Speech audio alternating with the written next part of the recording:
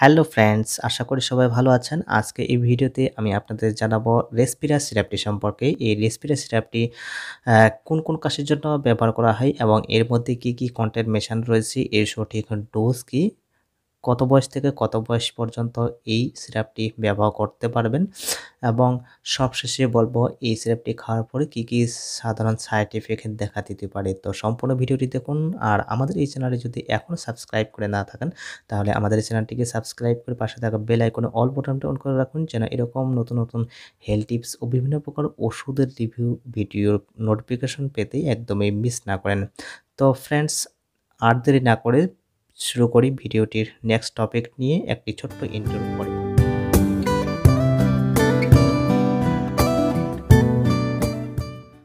Friends, এই রেসপিরা সিরাপটির মধ্যে আমরা জেনে নেব এর মধ্যে কি কি কম্পোজিশন রয়েছে ambroxol hydrochloride, salbutamol sulphate, guaifenesin liquid.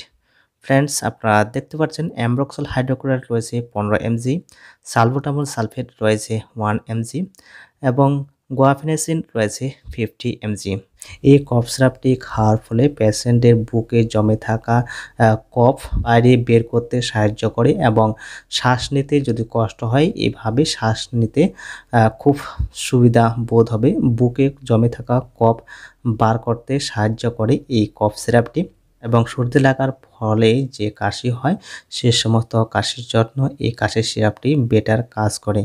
এই কফ সিরাপটি শিশু থেকে বয়স্ক সবাই ব্যবহার করতে পারবে। ফ্রেন্ডস, এই কফ সিরাপটি ব্যবহার করার সঠিক নিয়ম কি হতে পারে?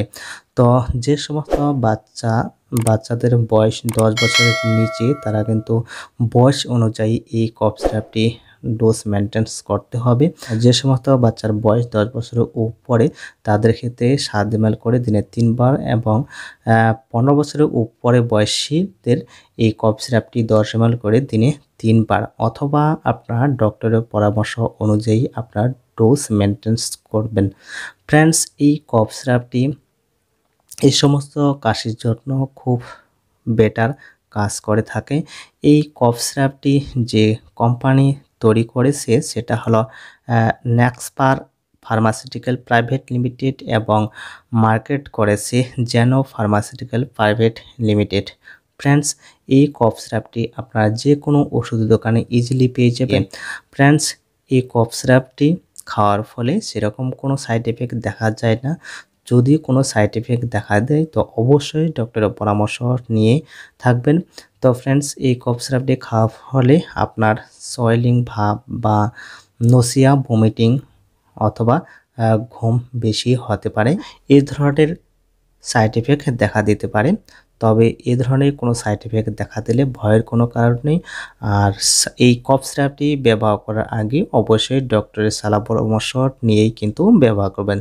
তো ফ্রেন্ডস, এই ছিল রেসপিরা কফ সিরাপটি নিয়ে আজকের এই ভিডিও। আশা করি ভিডিওটি ভালো লেগেছে। ভিডিওটি ভালো লাগলে লাইক, শেয়ার, কমেন্ট করবেন আর আমাদের এই চ্যানেলটিকে সাবস্ক্রাইব করবেন।